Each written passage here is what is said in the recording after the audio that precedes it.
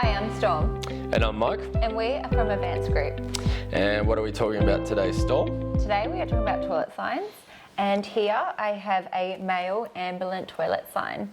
I've never really seen an ambulant sign myself, so could you explain what that means, Mike? Yeah, thanks for asking. It's a good question.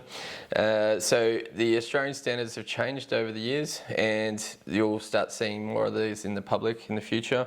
So ambulant would be somebody who doesn't have the same mobility as a normal young fit person.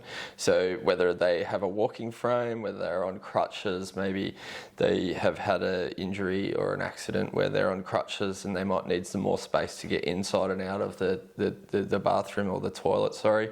And so the toilet would be much larger than a normal cubicle, but still not as large as an accessible toilet. So the accessible toilets, which people might have called a disabled toilet in the old days, would be one which has a lot of space in there, so someone with a wheelchair can easily get in and out, and if they need help or assistance, then there can be multiple people in that cubicle to assist the person to get off and on the toilet. Now, not everyone has the space for a large toilet cubicle like a disabled toilet, but they might have a slightly larger bathroom than standard, and so they do have the space for an ambulant sized toilet, which would be a good opportunity to be able to have a slightly larger than normal cubicle. So if you have a toilet that is larger than the normal one, then that's what you would use this for. I was just looking underneath the writing and there's like dots all underneath. Does that mean anything? Yep, another good point. So this particular sign is Braille. Has the Braille, the dots on the bottom are for people to read with their fingers if they're vision impaired. So a lot of people don't know that you're able to read with your fingers these dots if you're vision impaired. And so if somebody has maybe 10 or 20 or 30% vision because of whatever problems that they have with their vision, then they would be able to go up to this sign and read it with their fingers to be able to see if this is the right toilet for them.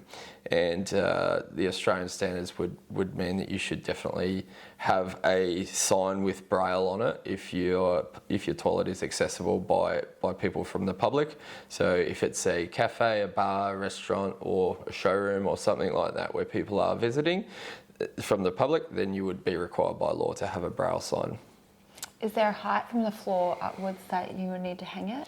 Yep, another good question. So you should always follow Australian standards when it comes to guidelines for installing a Braille sign, and the Australian standards for signs is for between 12 to 1600 mil off the ground, and over the years Australian standards can change, so it's good to always just be aware of the Australian standards whenever you're installing, buying signs, etc., just to make sure that you are meeting the regulations. Yep. And is this what you use to hang it up?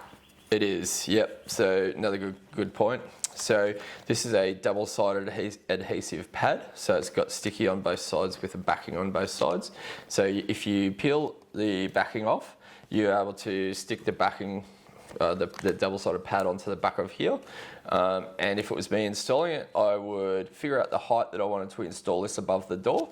I would measure to the centre of the door, and then I would mark out with some masking tape around the edges of the sign where I was going to install this, and then I would peel off the last piece of the backing to expose the sticky part of the pad, and then stick it onto the door, and then I would peel off the masking tape from around the door so that it would be perfectly centred at the right height, and use your spirit level to make sure it's level, obviously. One of the things about this double-sided pad is that it's very sticky, so if you did attempt to remove it, you would probably pull some paint off the door, and you wouldn't want that. So just be careful that you're just doing it properly the first time. Is it safe to hang indoors as well as like outdoors? Yes, another good point. So this sign is UV stable, and everything about the sign is weather resistant, so it's fine to get wet, so it's fine if it gets rained on. The double-sided pad as well, as well as the sign. The sign is made out of a polycarbonate plastic, and it looks metallic, but it's not. It's just a textured effect on the silver. So silver and black, obviously. And what are the measurements for a sign? This particular sign is 180 mil square, so 180 mil high by 180 mil wide. Yep. If someone were to lose the backing, can they purchase another one from you? You could. We do sell double-sided tape as well. However, and this is something actually good to note, is sometimes you might try and get some double-sided tape from Bunnings or your hardware store, and it might not be the same quality. So you just got to be aware that there are bad quality double-sided tapes compared to good quality double-sided tapes. So that's something to think about. Also, if you were wanting to stick this onto your door, you can use glue or screws. It doesn't have any holes in it, so you would have to actually drill or punch some holes to be able to use screws.